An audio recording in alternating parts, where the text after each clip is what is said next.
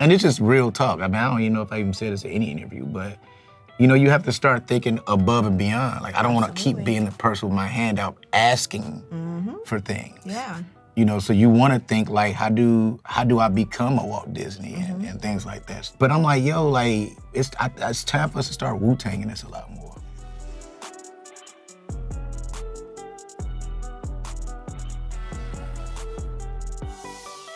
What's going on? I'm Mia Bell, and here we are with BET Talks featuring the producer, the actor, the comedian, the writer, the all-around superstar. Lil Rel is in the building.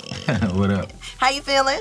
I'm good. Yeah? Yeah. Now, I'm excited to talk to you, and please excuse me, because whenever I speak to comedians, I feel like they're just gonna give me all of the jokes and all of the everything, and I know that's probably not gonna happen. No, it's funny, because I've done shows where promoters have been like nervous, because I'm pretty chill. My backstage is pretty quiet. I probably have some like jazz or something playing. And they're like, yo, you good? And so then I get on stage. And you turn into a whole different person. Yeah.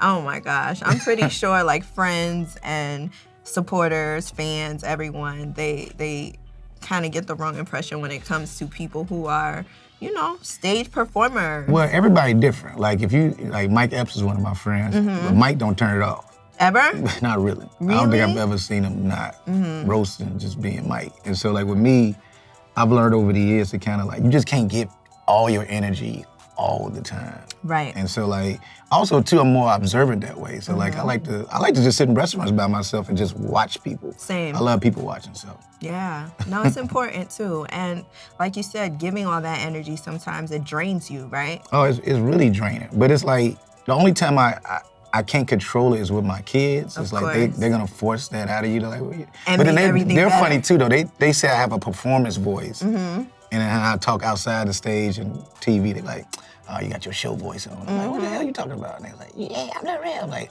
damn, that's how I sound here, like outside the house. It'd be like that.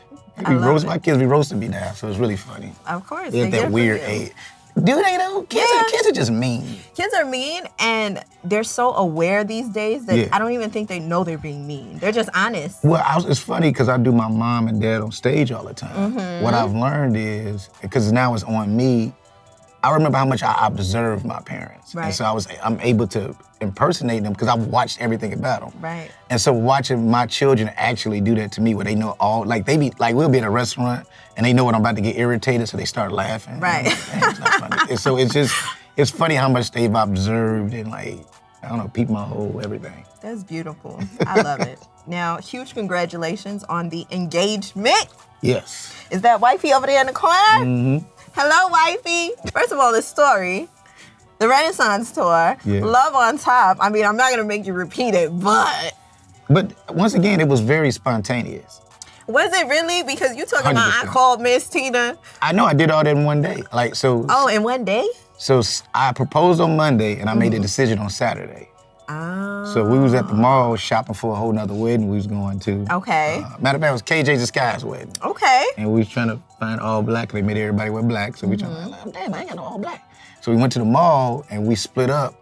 And I walked past the Tiffany store. Oh. And literally was like, I think it's time. And I went in there. Just like that? Yeah. Is that how it happens for men? I don't know. I don't know what everybody else, because even when I bought the ring that day, the guy was like, yo, this is the fastest I've ever, because most people probably study. I saw 3 rings.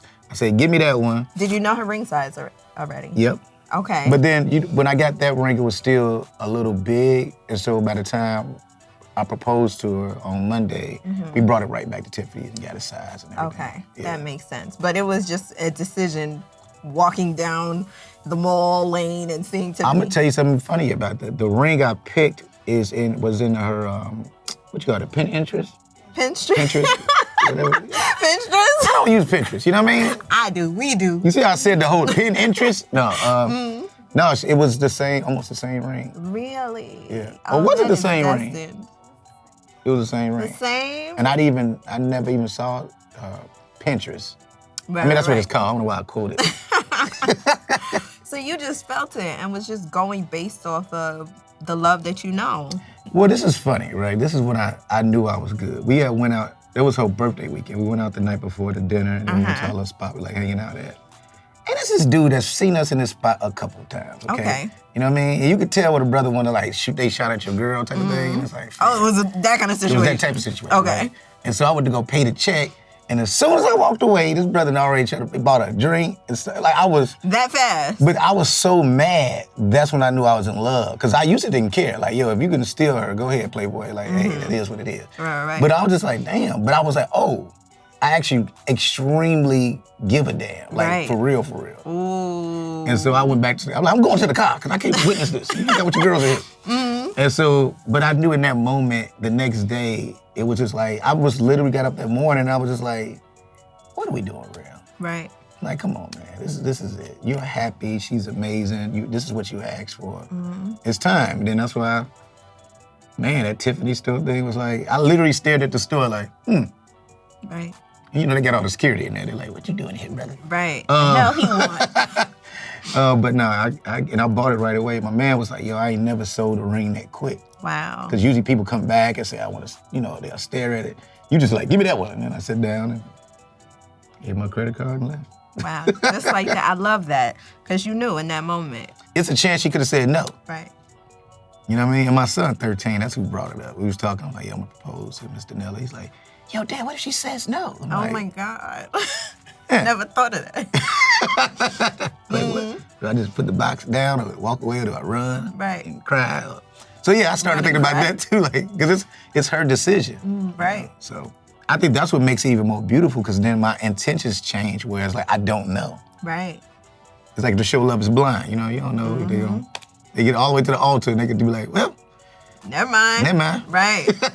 Oh, man, that's such a beautiful story, and I'm so happy for the both of you. And just the way that you described your love, I mean, you're glowing. I appreciate that. Yes. And you're also on tour. Yeah, I've been with touring. Your best friend. So me and Tiffany start our dates in a couple weeks. I'm very excited about that. And prior to that, you were on your tour. I've been just hitting the stages, I said what I said. I said what I said. Everything's shut down, so it's like the stage. It's been very beautiful that stand-up is the only thing I can rely on right now. And it's been years since that's been what it is. And so hitting those stages again, and it's fun too because a lot of people at this point know me more as an actor than doing stand-up. So it's like watching the audience shocked about like, oh yeah, this is what a real comedy show is. Because I do a straight hour of just, I'm going. Taking us back to the essence. It's what it is. It's straight up stand-up. And it's been so much fun. And so like to do this with Tiffany, who we came up through the stand-up world together. That's how we became friends. She was my first LA friend. Like, first couch I ever crashed on. Wow. Well, really the only couch actually was Tiffany's. So that was like my legit, like, come up from the mud up friend. And this is gonna be fun. And I miss her, so that's why I asked her to do this, because I'm like, we've been so busy the last few years. I just miss hanging out with you, so let's make some money and hang out. Yeah. Now, with the comedy tour and just you being back on those stages, do you kind of feel like the shutdown, I mean, of course the shutdown prompted that as well, but in a good way too, right? I think so. I think, depending on how you look at it, because I'm in both the WGA and SAG-AFTRA. Right. And outside of touring and even on those road gigs, I took a lot of time writing. So when I get out of this, I'm gonna be like ready to like really get it cracking. And it makes you start thinking about, and it's just real talk. I mean, I don't even know if I even said this in any interview, but you have to start thinking above and beyond. Like, I don't want to keep being the person with my hand out asking for things. Yeah. So you want to think like, how do I become a Walt Disney and things like that. So, and you see people like Tyler Perry who's done it, you've done it already, but we need more of that, right? Absolutely. And even just like the way we should invest into each other. I was having a conversation with a few friends yesterday about that because we went to celebrate Issa as a new Prosecco that she has. It's her own Prosecco. It's really dope. Amazing. And but I'm like, yo, like it's time for us to start Wu-Tanging this a lot more. Absolutely. I saw Lena Waithe last night. It's just we have to turn this up a bit. I think we can't just keep coming from this give me, I need, and all this other stuff. Especially as you guys are so talented too. Yeah. You're writing, you're producing your work. I mean, you are the stage presence of your work. You're the face of it all. Most Black artists have to be that. Right. To even get like the stuff we want on air or on film if you don't do it all. And so I just think now that we all individually figured out how to do that, it's time to create these entertainment investment groups. Absolutely. And start shooting our own stuff. And like people laugh at Tubi, and everybody making Tubi movies. But I'm gonna tell you something, they're getting it done. Yes, they are. They're getting it done. And so like, can you imagine? They have an audience. They have an audience. So can you imagine if the quality also matched that type of drive? Like, right. Which means all of us need to come together, which even means we should be reaching out to those filmmakers. Right. You know what I'm saying? You're like, look, let's get a stunt coordinator. I don't want to see nobody slapping each other in the air no more. Right. But it's good. People are into it. My sister. I'm hooked. I am hooked. It's so funny because I watch this stuff and I'm like, I know we joke about it online because you'll see, but it's little stuff. If you're working with another filmmaker who knows those little nuances of things, which is those are only things missing a lot of stuff. A lot of the stuff are the voices of what people's real situations are. These characters seem real. Yep. You know what I'm saying? So like, I just think now that it's a good time to just start having conversations where like, this whole stigma that I'm in this place or I'm A-list and all this other stuff, and that doesn't mean anything. Because when things shut down, it's shut down. Yeah. And so if we don't own stuff, you know, you just wasting your time. Like I don't want to be somebody just begging. It's almost like the pandemic all over again, but in a different way. Well, because we were still at least able to work. Like you were still getting checks for certain things. If you still had your deal, you were still getting that. But like this is really it's stopped. Yeah. Like everything has like stopped, and you know, I learned a lot, man. I learned about who we have in charge of these unions. You know, we have people speaking for us. You know, you voted for. Like who? Like what? And so like now, I think hopefully we all paid enough attention so we in the next 3 years after this, because these contracts are only gonna last like 3 years. Yeah. Man, vote in who you really want to be in there. That's gonna really speak for you. Because I mean, we do all this stuff now, and to be honest with you, as a black actor, I don't know when some of this stuff we're gonna reap the benefits of right away. Exactly. If I could be honest. So we'll see what happens. Yeah, and it triggers something creative. Especially all the stuff y'all gonna see now and stuff that's out now. I've gotten so much better because the energy was better. Right. You know what I'm saying? It wasn't just about the grind no more. It's like, yo, this is what you dreamed of doing, so don't forget that. I know it's a job, but it's not. It's a well-paid dream. Yeah. Oh, there it is, a well-paid dream. It allowed you to really see it through. Yeah. Man, that's important. See, I'm gonna take that one too. Now, when you look back at your career, especially when you're on those stages, what do you feel? Because you've come such a long way, and you're taking us back to the essence as a live comic, these live shows where you almost have to, you know, you got to put your A game on at all times, and people are expecting that. You don't know what's going to happen. I mean, now that I have like this name now, it's a different thing. Like when you walk up there, as soon as they say your name, they're cheering. They haven't seen you yet. And then you walk up there, it's a bigger thing. It's like, and it's like, you better be funny. Well, I'm going to tell you this. When I was a new comic, when nobody knows you, that's even more pressure too, right? Okay. Nobody knows me. And so I have to prove these people how funny I am.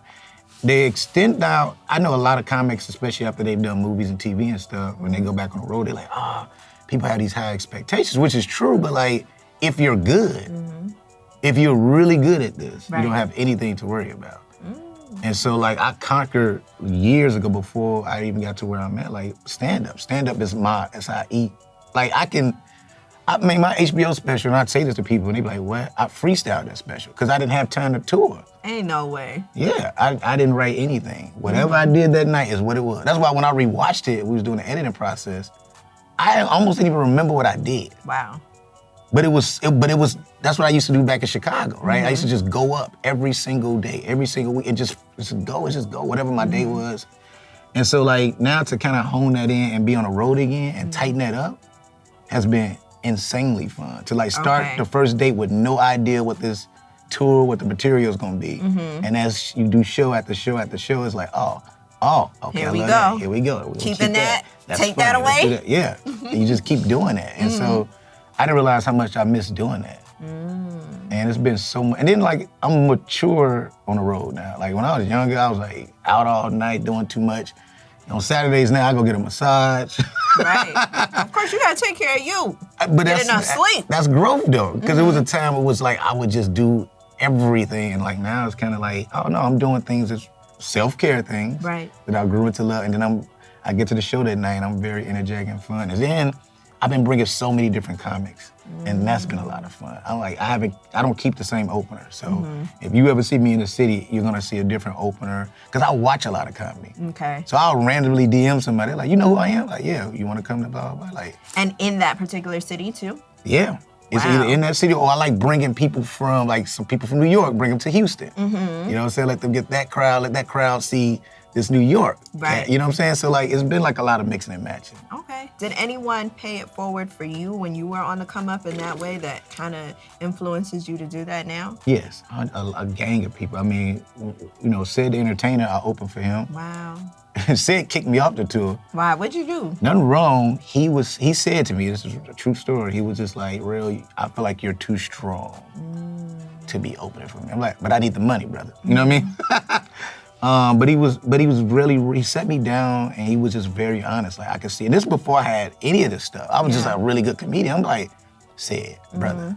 But it wasn't bad. It was just like, no, I see you doing, you're not an opener. I don't even want you, because you know, you open for some of these comics, you know, you help them punch up stuff. He's like, dude, I don't even want any of the stuff you, like, keep everything. Right.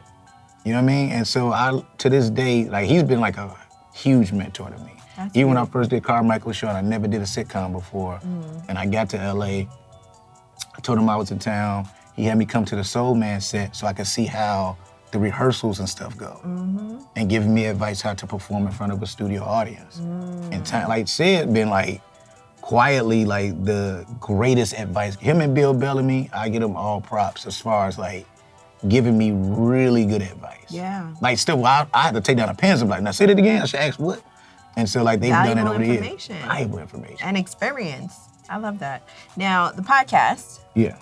So what do you think? I'm very curious to know what you think about how podcasters are just, you know, media personalities are starting to infuse comedic nature in their interviews. We have the funny Marco kid who's very funny. The Bobby girl, I think her name's Bobby, the white woman who is very, you know, stoic in what she does. We have Z-Way, who I love. I love Z-Way. I love Z-Way. Her show was so good. She's amazing. We need that back. Please start the production company and do all that so we can get it on the TV. I think Z-Way, she's probably already got something lined up knowing her. Yeah. Oh, of course. But that show was like amazing. Really good. Honestly, birthed all of that. I mean, maybe someone birthed it before, and I don't know. I think what she did is even better than like everybody else is still trying to be like just funny. Right. What she was doing was like being funny and like it was a lot of truth and everything. Yes, it was real. It's very brilliant. Everybody else kind of just playing. Right. She didn't just play, right? Yeah. You got information watching Z-Way. It was very intentional. It was very intentional, Yeah. So what do you think about, you know, that the way they're infusing that aspect? Do you think it's funny? Do you think it belongs in that space? It does belong in that space because podcasting is interesting, right? Like I did my podcast, you know, because I wanted to do something with my good friend Young Wayne who hosted with me. And, but you know, and then what's funny with mine, I think they didn't expect it to be more, ours is more serious than anything. And I love that because I'm like, yo, if you want to see me do comedy, go to my show. Go to my shows, right? And so I can understand how other people are using it that way, but it's really fascinating. Yeah. One of the things I think is crazy about podcasts is just like, it's almost like when poetry was really hot, right? And people just thought poets are really smart, everybody just smart and deep, which ain't the truth. They put that voice on. But they knew how to put some rhymes together, but like, that brother don't know what he's talking about politics. But I'm just saying, that's how the podcast world is too now, right? Oh, it's like, yes. People are just saying stuff and they come off like they're experts, but they're really not, right? Right. In a lot of fields. So it's a little wild, wild westy. It is very wild, wild westy. Definitely some content that you can use while you're on tour for sure. And I ain't using none of that. No, I'm not. Some of the stuff I hear on these podcasts. It's too crazy. Take the mics away from the men specifically. That's how I feel. No more. People talking hella crazy. Yeah. And it's like, yo, this is weird. Yeah. Too many microphones out here.